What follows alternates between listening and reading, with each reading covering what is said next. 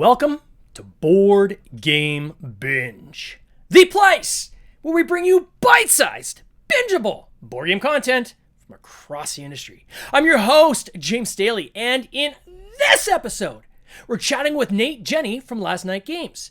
Last Night Games specializes in casual gaming with several of your favorites like Panda Royale, Alpine Rush, and Galaxy Rush. Nate, welcome to the binge. How you doing, my friend? I'm doing great. Thanks for having me. Oh, it's awesome having you. I'm just going to adjust the screen here so we can get your mugshot. There we are. Nate, you and I haven't met yet, but as we're saying just before you went on air, I've been getting your e-blasts. So I'm like, I got to get this guy on the podcast. Panda Royale, I saw that everywhere. I don't know if it was like a year or so ago, but it seemed like everyone was talking about that game. So clearly you've got a number of titles that are quite popular. You guys go straight to retail, and many of these games people see at their favorite retailers. So we're going to get into all of that on this episode of the podcast. But I want to start first and foremost, where are you based out of? Oh yeah, me and my brother are based in Utah in the United States. Oh, nice. And now are your brother and you are partners in Last Night Games? Absolutely, yeah. And then how did this all begin? Were you guys like gaming together as kids? Is that kind of how you... Yeah, absolutely. So we've kind of always been into board games. Our family just always had tons of board games. We grew up with like all the usual stuff like Battleship and Monopoly, checkers, backgammon, um, just all those different things, Risk and Milborn and things like that. And even for a little while, I got really into chess for a little while, Mm, but don't take that to mean that I was ever good at chess. I was yeah. never good at chess, but I got into reading some books a little bit about chess. And so we just kind of have always been there. And like as the industry started to turn, we enjoyed it and we started to see more of these exciting games. And I think some of the early ones, for me were like Bonanza, Mm, Carcassonne, Saboteur, or like 8 Minute Empire, if you've ever heard of any of yeah. those. And we just kept riding it all the way through. So it's hard for me to say if there was one particular one because we've just always been doing it. I didn't realize how long Bonanza takes to play. I actually have Bonanza, and I bought it after playing it one night, but I forgot like how long we were playing it for. So I had some friends that we were in between kind of games where we're waiting for certain tables to finish up. I'm like, hey guys, why don't you play? Here's a quick one. Why don't you play Bonanza? And like an hour and a half later, they're still playing it. I was like, wow, I don't remember it taking that long, but yeah, I guess it's a bit of a long one, but fun as well, right? Yeah. So casual games seems to be kind of the genre that you even enjoyed playing, I guess, Right. growing up as Yeah. well. Or Yeah. We've always kind of been in that casual game space. I don't think either of us ever got into like the heavier stuff. Yeah, I don't think either of us ever did D&D or anything. and then were you doing like so for Last Night Games? Is this your full time job? Is this a side gig or how's Oh that man, structured? right? The dream, full-time dream. No, we still got other things going on, but yeah, we spend a lot of time. Yeah. We What's your spend day nearly job? Like, full what do you time. guys do outside of the board game industry? Oh, just other things that make us money, whatever we pick up. So Odd yeah, jobs and sods, eh? we've worked both in technology for a while. So Did you find there was any part of the technology side you were able to carry over in terms of shared skill oh, set, or? absolutely. I think one of the huge things in tech that really translates well to the board game industry is kind of this the QA mindset. Like um, in technology, we do a thing called unit testing, Mm. and we do a lot of thinking about edge cases, corner cases, exceptions. What are people going to do wrong, and how are people going to abuse the system? So I think those were really relevant skills in helping us design board games.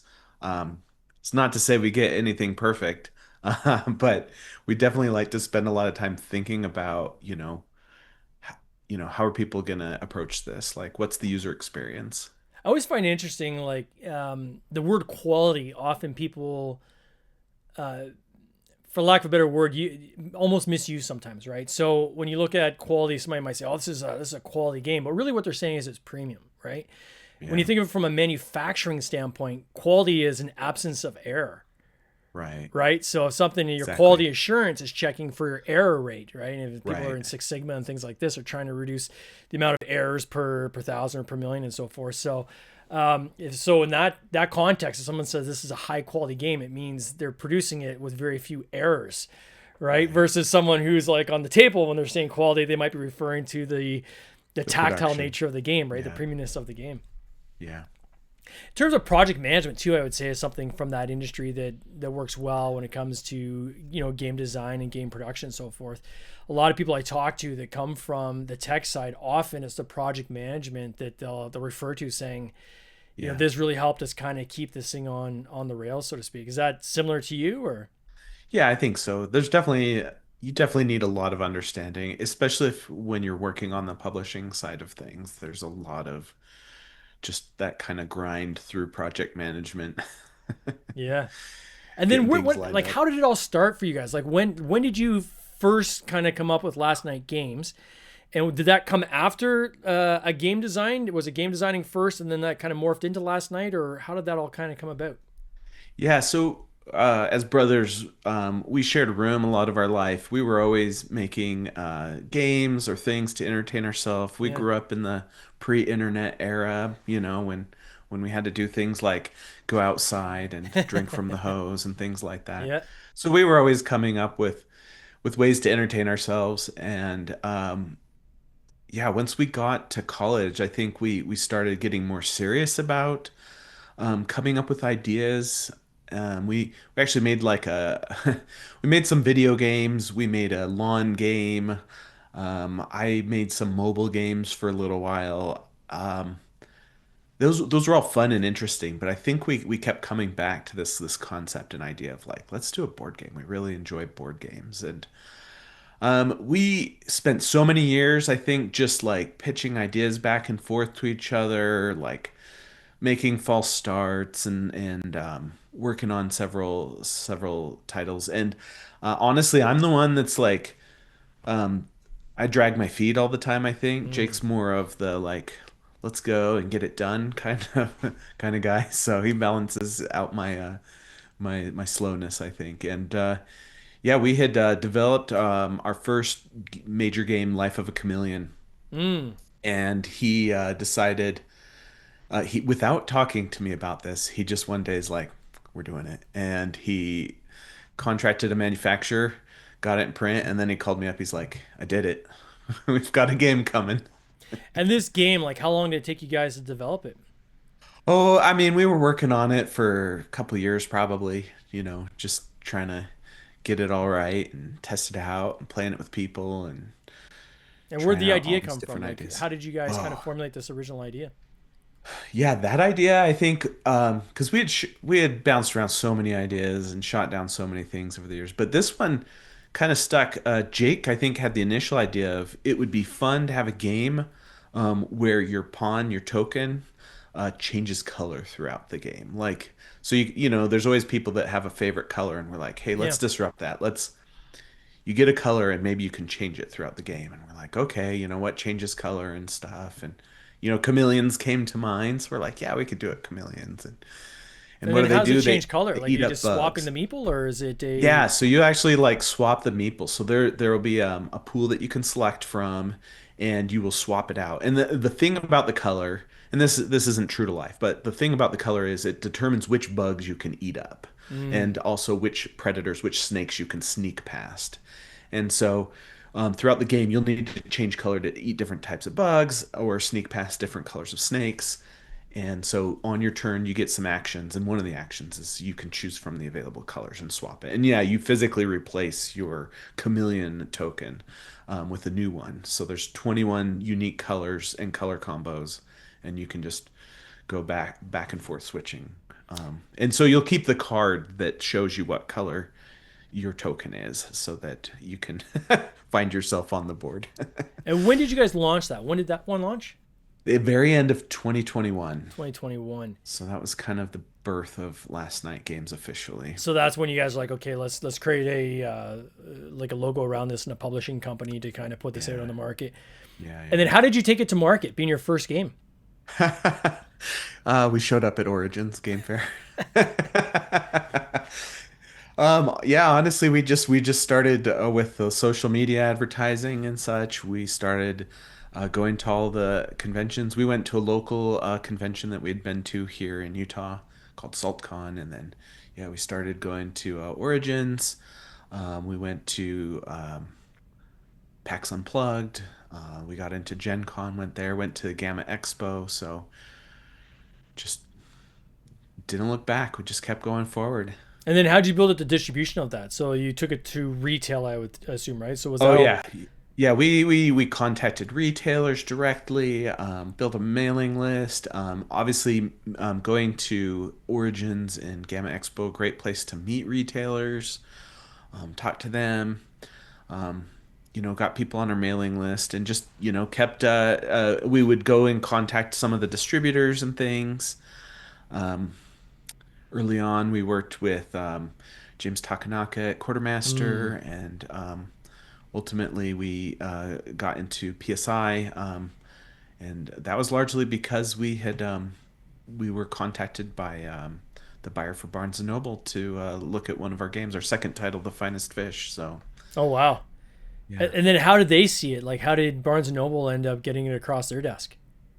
Yeah, they at the shows, at the conventions. Yeah, they attend the conventions. They saw us. They talked to us. They were interested in it, and then they work with PSI primarily, and so they, PSI reached out to us and said, "We have our customer wants to purchase your game.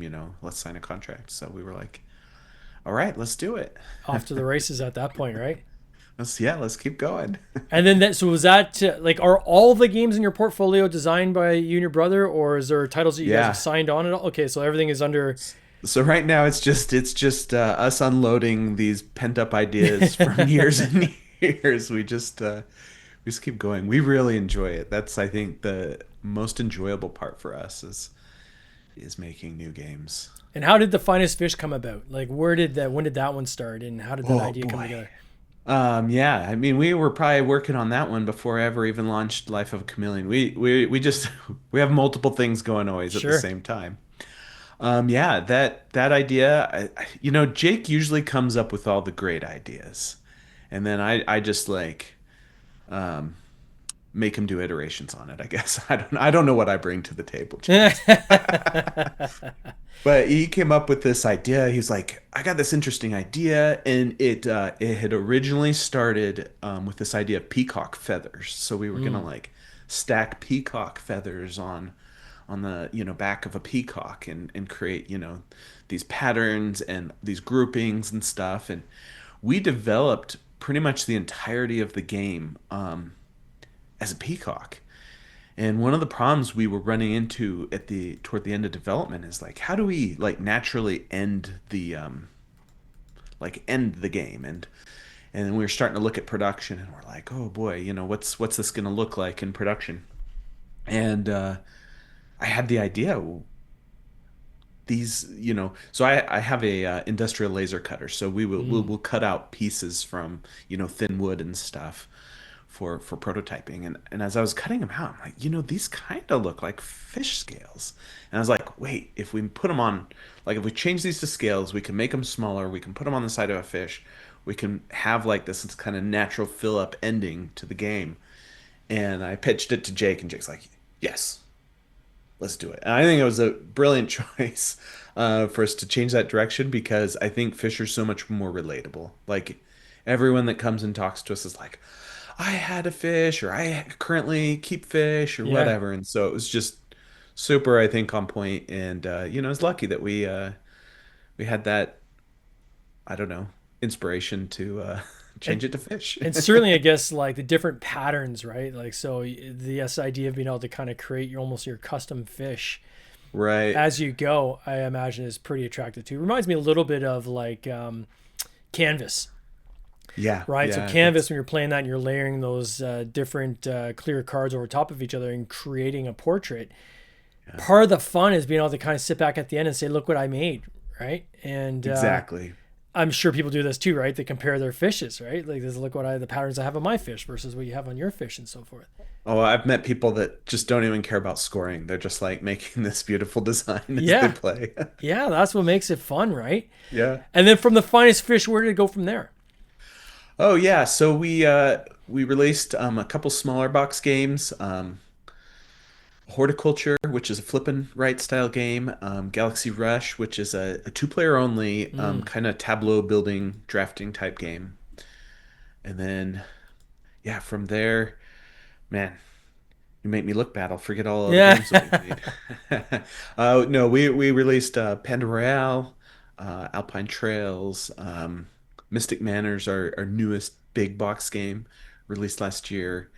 And then we also started releasing some small box card games. So we put out 3 card games last year.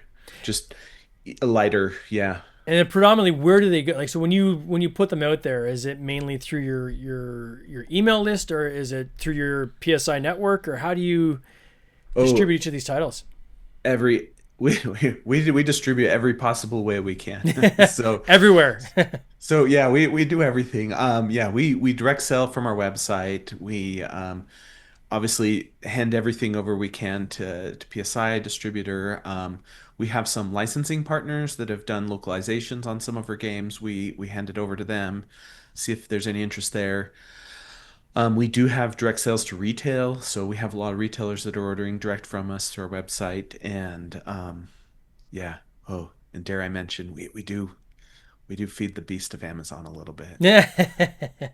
I'm So okay with Amazon. I think the key with Amazon is to just make sure you're not kind of bastardizing your own pricing in the marketplace, right? That's the oh, key. absolutely not. And Yeah, uh, we keep I'm it at keep yeah, it I'm at more of a retail. fan of controlling your own Amazon listing as well. Yeah, And I ran into this earlier in when I started publishing was is I left it to others to do Amazon because I'm like, oh, it's kind of the big bad wolf, right? I'll focus on the FLGs. But the problem was there's FLGs that were going and then taking that game and putting it on Amazon, and I lost control of my own SKUs. So when yeah, I can finally did register on Amazon and did brand registry, and I was looking to say, wait a second, we got the wrong imagery in here for some of the games. They're taking there's some people have put up prototyping imagery, pricing is all wrong, the descriptions are wrong, and I tried to change it, and Amazon said, well, no, you got to go find this person that created the listing and get them to change it. right, I'm like, but I'm the manufacturer. I here's a trademark. I own all this. And they're like, right, yeah, no, we understand, but you got to go find the person that created the listing. So from there, I was just like, going forward, I am going to create the listing on launch for any game I do, so I can control it. And then if somebody wants to go on Amazon, then we can have a discussion around that. But right. the more you can control that, I think the better, right? Because you're just going to make people upset. Because someone Yeah, out there is going to just deep discount it and kind of upset everyone else, right? right, yeah, Yeah.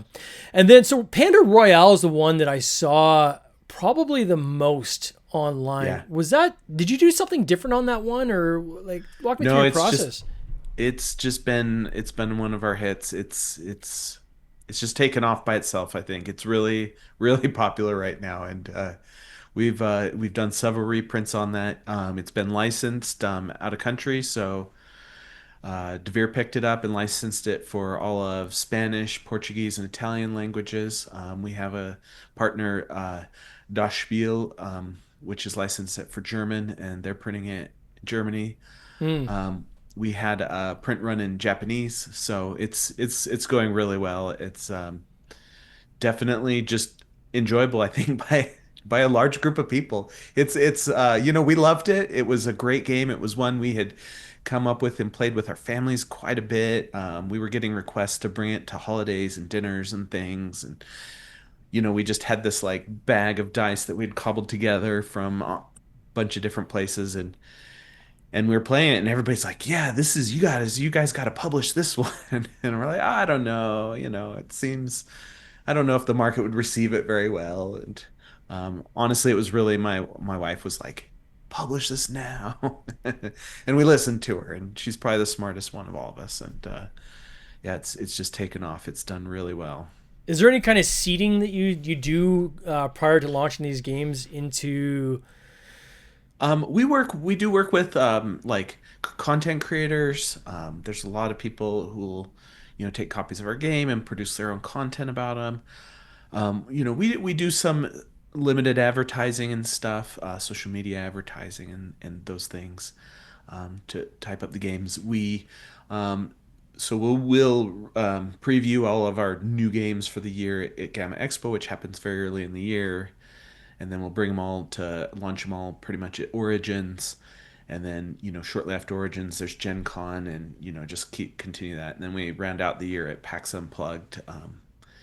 And yeah, that's I think through those paths is how people are finding out mostly about all of our So games. conventions is your primary conduit, I guess, for communicating kind of what's Yeah, coming down the pipe and getting people to interact with it and so forth. yeah, absolutely. Yeah. And any do you spend any money on advertising at all? Oh, absolutely. Yeah. Yeah. I mean, we do social ads. We work with a bunch of content creators. We do advertisements at conventions. So yeah, there's plenty of money being spent on advertising. Yeah. What kind of advertisements do you do at conventions? Yeah, so we'll do like the column wraps or the hanging banners and Mm. stuff at the conventions. Yeah, out in the hallways and public areas. Yeah. Do you find those effective? Oh, absolutely. Yeah. I think people, always see them, and then, it has our booth number on there, and I think it drives people. They're like, "Oh, I saw this out in the hall and I'm coming over to check on it." So, What's something that hasn't worked for you that you guys have tried, like in terms of advertising or getting the message out that you're just like, nah, this is just a money sink. we went to a local holiday expo sale once. It just I don't know, it didn't go so well for us. I think people were maybe looking more for like homemade kind of items. Like it was like a market, was it type thing or? Yeah, it was, we were venturing out trying whatever we could. And yeah, I don't think it went so well for us. Yeah, I did that locally. There's a huge flea market Yeah, near where I okay. live, and I used to go there when I was a kid, and I remembered how full it was. And there's always like these little finds, Yeah. these little kind of neat little Yeah. finds you could have. So I've done this 2 years in a row where I during the Christmas season I'd go and I'd get a table or like in a Right. booth and set up all my stuff and table full of games. And yeah, it's just not like if you break even, that's great. But you just cooked a day to break even, right? And it's like, Yeah, I think it does better for more of those like handmade things, made with love kind of things. yeah, either that or something like really cheap things from China, right? But when you're Yeah, talking it could be. like people are going there to find like cheap deals, right? And Yeah. I think that's the kind of learning there for me was really making sure I spend my time and focus on areas where it's going to actually like the return on investment is there. Not just a Right. reinvestment in terms of dollars, but even time, Right. right? So, and that's a tough thing to go through because you're always invited to stuff. And Yeah. sometimes you have to look back and say, no, like this doesn't Yeah. make sense for me. I had this most recently at Breakout Con here in Canada. So I'm in Canada, Yep. and Con is in Toronto. It's one of the larger. I think it's at least in Ontario. It's the largest convention for board games.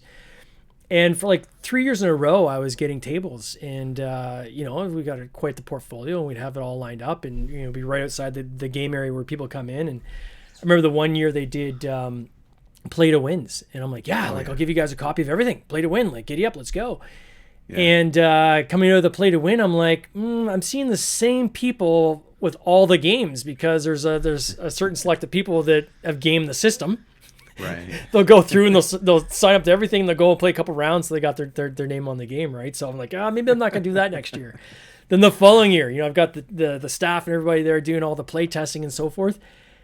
And we did okay, but based on the cost of the con, it's like I could probably come next year as a visitor Yeah. and network and Yeah. for way less cost and time commitment and get the same out of it that I get from interacting with people without kind of anchoring myself to a table that's just basically going to pay for itself, right? So Yeah. it's these kind of tough decisions sometimes you have to kind of go through and do the math and say, yeah, I am going to do that. Contests is another example of this. I used to do a lot of like giveaways. And recently someone had asked, hey, would you like to do we're doing a giveaway, like a sweepstakes. Do you want to be part of it? And I said, no. And I said, but here's why. I said, when you do sweepstakes, most of the people that sign up for that sweepstakes are people that just participate in sweepstakes. They're going to give you their email. And then the first time you do an e-blast, they're going to unsubscribe. And the problem is when you're using MailChimp or Brevo or one of these platforms for sending emails out, you get docked if you have a certain unsubscribe rate per e-blast you do, right? So Yeah. you can set yourself up to actually get blocked because you did this huge giveaway to get all these email addresses that had no intention of doing ever following you, and really were just participating for the contest. So it's like, okay, maybe there's other ways we can participate with giveaways. Maybe we can do a giveaway as part of like a Christmas cheer. So we'll do that. You know, we've got Richard Gans is one we work with in the States, where he has this Christmas cheer thing he does, and we always send him a ton of games. I'd rather do that than do like a sweepstakes that's just going to really almost cause harm in the long run. It isn't going to give me quality leads. I want the people that are actually going to follow that process all the way through, right? Yeah, it's got to be targeted towards people who play games for Yeah. sure. You must have found this with your email list now too, right? So a lot of your games are part of the same genre, right? And the same kind of weight and so forth, which is good. And we've talked about this on the podcast over the past several years, that the importance of being able to have kind of like that same consolidated market's important, right? So if you came out with all of a sudden like a heavy Euro and went after that same email list, you might get way more unsubscribes because people are like, well, wait a second, you're communicating something to me that's not really relevant. So you guys have got something here where you're very kind of tuned in on a very specific market. You must utilize your mail list quite effectively now, I would think, right? Yeah, I think it works out really well for us for sure. Yeah, and we definitely came into it with a concerted effort to like Yeah, kind smart. of be targeted all in the same space. We've had some heavier game ideas and some, you know, some of those kind of things that we're really interested in like continuing working on, but we're like it's not gonna fit like the brand, the target audience, right? So Yeah, and even in like with your like advertising, right? So like Facebook, when you do meta ads, you can create yeah, lookalike audiences. right. And I ran into this mistake 2 campaigns ago where we've got one game called Cities of Venus, which is space, and it's more of a medium weight. And then we've got all of our casual games or for like that are more gateway games, small box games. Yeah. And I took the entire audience and created a lookalike audience for another gateway game we're working on, and the conversion was way more costly Oh yeah. than prior. And what I ended up doing is saying, well, wait a second, I think I need to take just the backers of some of the casual games, create a lookalike based on that, and all of a sudden now we saw our costs per lead drop significantly, right? So Right. it's some of those things sometimes is just kind of fine tuning as you go. Are you doing any kind of like research using that list at all? Like, do you reach out to that community at all as part of your research for your games, or? Yeah, I mean, yeah, we're always trying to be in contact with like our target audience, and our target audience, I would say generally isn't necessarily like super into attending conventions and things like that. Unfortunately, I haven't yet found the convention that's like, hey, sometimes my family likes to play games convention. Um, and we find that that's right, kind of our target audience is these. It's it's not people who have like 400 games in their game collection. It's people who, yeah, occasionally play games, right? Holidays come around and they pull out games and they play them. And so, um, yeah, it has been, I think, difficult like trying to like really isolate in on that group and get in front of them. And clearly, like, conventions aren't necessarily that space where we're right in front of them, but we I think we're able to get to right the adjacent people, because most people, right, find out about games through, I think, their friends, Yeah. word of mouth, right? You don't see like TV commercials. I'm dating myself with that reference, Yep. TV, but you don't see TV commercials for like board games typically. No. It's not like cereal or like whatever pharmaceutical things coming out. And so it's like, where do people go to learn about games? And I think it's generally their friends. And I think there are people that are into it enough that they attend conventions or they run their own game stores, and those are the people, right, that we're getting directly in front of. And through them we hope to approach that other audience who's not going to all the conventions but is interested in games. It's interesting, like, I look at my kind of past in the marketing world, selling traditional products, right, as in the food industry. Yeah. And we'd always try to find products, and we'd always focus on that repeat purchase number, because that would often dictate like how you advertise, because the advertising was really reminding people, hey, you got to come back and remember how much you love this hot dog. Well, now we're entering barbecue season, make sure you stock up and things like that. And that was really the wake up call for me for going into board games, was that you don't have repeat purchase. You've got, Oh, yeah. so your Not a advertising has to be consumable. done in a way where a lot of these traditional levers that you use for, consumer packaged goods, you can't use on board games because once they buy, they're out. And you're starting the whole process all over again for the next person, right? Yeah. So it's like you're saying this kind of this, okay, now how do I get to that person and use them to start word of mouthing it to their colleagues and getting their friends to buy it and so forth. And that's been the challenge, right? It's so hard. For sure. Yeah. What do you guys got coming next? Like, do you guys got anything else you're working on? Like can you, Yeah, can you so- tease like what's next on deck or? Absolutely. So we've got four new titles that we've just started production on. So Wow. we'll be showing those at the trade show Gamma Expo in February, and then they'll be launched middle of next year, right in time for Origins Game Fair. So two of the games are like middle-sized box games for us. So we kind of have a standardized box size, but Yep. we have two games in that like Panda Royale size box coming along, and then we have two card games. So small box card games, And the $15 decision to card do four games. at one time, like that seems pretty heavy. Well, why? It's we're just trying to pick up the pace. I mean, as the business has grown, we're just trying to, put more into it, and just trying to continue doubling down and growing the business to the size that we want it, and Is there it's efficiencies for you guys in production? Like, can you produce all four of those at the same time at all, or? yeah, there. I think the efficiencies usually come with shipping. So, like the more like full containers and such that you can produce, it's going to be a little easier, a little Well, that's cool. uh, less cost. I mean, if you do like 10 different shipments, it's too much to track, and then maybe your partial containers, and so there's some loss of efficiency there. But yeah, no, it's we just enjoy it and keep pushing forward. We've got more ideas to come. Yeah.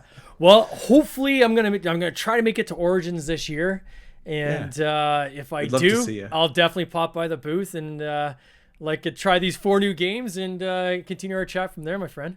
Awesome. All right, Great buddy. chatting with you. You have a good one. You take care. Cheers. This has been an episode of the Board Game Binge podcast, hosted by James Staley, produced by James Staley and Mike Bruner, with original music by Nick Smith. If you would like to watch these interviews live, simply subscribe to our YouTube channel, Board Game Binge, and you'll get access to live interviews, giveaways, and interesting board game content from across the industry. I can't wait for you to join us. See you next time.